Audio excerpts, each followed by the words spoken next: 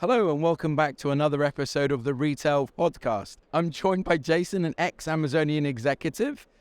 Rather than me probably butcher your career history, I'd love to hear about your, where have you come from all the way to what you guys are doing and obviously what Shipium are focused on. Yeah, so I mean, the origin story is actually a pretty good one for Shipium, but I started at Amazon in 1999. I was there for almost 20 years, and the majority of my career was really focused on logistics and technology. And early days with that meant is I worked a lot on how to build the fulfillment centers, how we run the fulfillment centers. It's kind of a normal thing these days. There's a lot of e-commerce out there, but back in the early 2000s, it was a really interesting problem to figure out, how do you actually scale and build out these fulfillment centers such that they're able to run, the millions of shipments through them that you see in today's market, right? And figure all that was great. Around 2010, though, I took over the supply chain, and that was right about the time that Prime started to come online at Amazon. The whole concept, Prime became the primary growth lever for Amazon. And my job, the way I looked at it, was I had to help make Prime a profitable business, right? And to do that by turning the supply chain into an intelligent model of how the world runs. And so if you kind of think about the supply chain as this series of decisions, the better you are at those decisions, the better outcomes you get. And so it was about positioning inventory correctly, forecasting demand, deciding how much to buy, thinking about what do you tell the customer in terms of when they should expect it, when they should actually get it delivered, order flows, managing transshipments and movement of inventory between the buildings, and then ultimately using a wide array of carriers to fulfill those orders. And so you combine all that together and you get favorable outcomes in terms of both speed, which was needed to obviously implement Prime, as well as costs, which made it into a profitable business and a huge lever for Amazon. So, the public numbers for Prime was it actually was selling 4 times or 400%. Customers that use Prime bought 4 times as much as customers that didn't have Prime. Yeah. And so it was the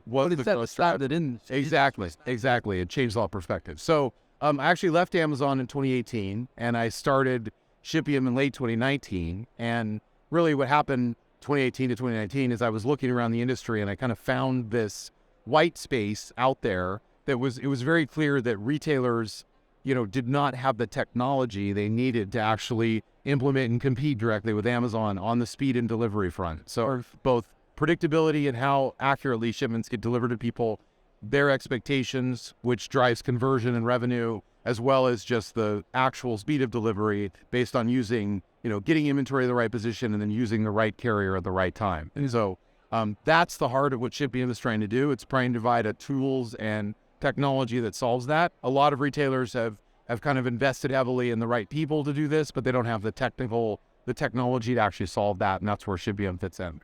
How much is the technology that retailers already have? Because sometimes there are these sunk monolithic systems that have been running their stores and operation centers. How do you get over that? Yeah, I mean, we've tried to position, the joke is always like, software needs to be completely rewritten every 5 years, really, right? And that was true at Amazon. We were constantly moving and shifting this around. But what we try to do is you try to kind of move to more of this microservices model where it's a little more composable, where you can actually plug these pieces in. They individually provide value, but then in a coordinated fashion, they provide even more value. So we think about it as we're not ripping out the WMS, we're providing the plugin required to ship efficiently out of a WMS. We're not ripping out the OMS, we're actually providing the intelligence and the data from the transportation network, as well as the final decision that lets you actually fulfill the order from the correct location. We're not ripping out their website, we're providing a delivery promise plugin that's able to be used with that. But all that being said, technology is going to be a challenge for retailers. It's going to be it's much more demanding on the e-commerce side than it ever was on the physical store side, and it's going to be a continued push to upgrade and move those along. So. It sounds like a dream, right? Yeah. If you turn up to a retailer and said, by the way, would you like an Amazon Prime-esque buy-up software? And you're like, well, yeah, we could do it. From the last mile, in terms of fulfillment, and this is just a curiosity thing, your experience in the market, your experience of having to get things 24 hours for, how do people overcome the last mile? Should they be trying to solve that themselves as a retailer? Or from your experience, forget about it, just get a partner, and get them to do the last.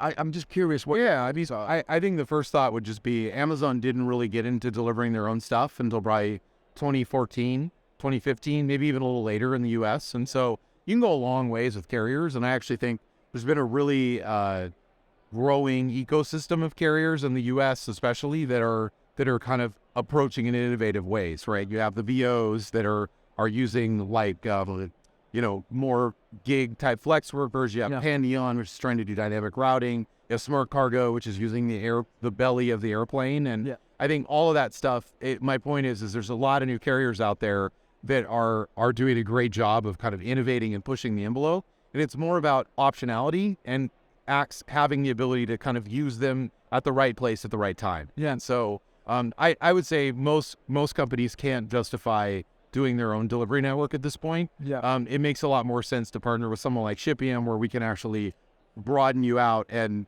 I'll give you access to this large carrier base. And where do you start and where do you stop in terms of the software stack or the services that you offer? I think if you think about it as the e-commerce supply chain, kind of once the inventory is in the network, right? There's all these decisions required around positioning and delivery promise and order routing and carrier management and rate shopping.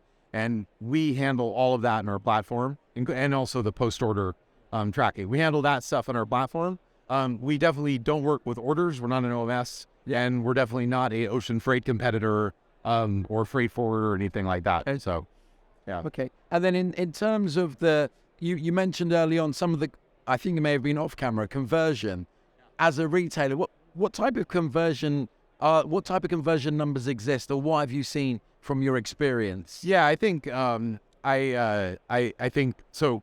You can kind of triangulate a couple things, and I can't provide all the gory details, but I think when you have a predictable delivery experience that's reasonably fast, you can expect about a 5% conversion rate improvement in your selling, right? And in your upsell. In your upsell, yeah. So you think about it as people that come visit a page, are they, 100 people that visit? If there was 10 people that were going to buy before, there's 15 now. Wow. And then in terms of the complex or how much of a friction that is, in terms of how long would it take me to get a new service in that does what Shipium does? What's the sort of lead time that I should be thinking about? Yeah, I mean, we like to believe, like I kind of said earlier, we are a composable type solution, and you can bring pieces in somewhat independently and somewhat in a way that you're kind of incrementally adding value. So we really recommend, we want to launch in one fulfillment center, start getting value from that, and then build on that win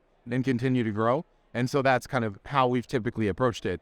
I think all that being said, we're definitely not a sign up with a credit card and use it in an afternoon. We work with larger retailers who have complex networks, complex needs. We want to understand what they're trying to do so we can solve their specific problem. But we're also not an ERP or a re-platform, which requires years and years. So I'll just say maybe 2 or 3 months, realistically, to get everything going. That's fantastic.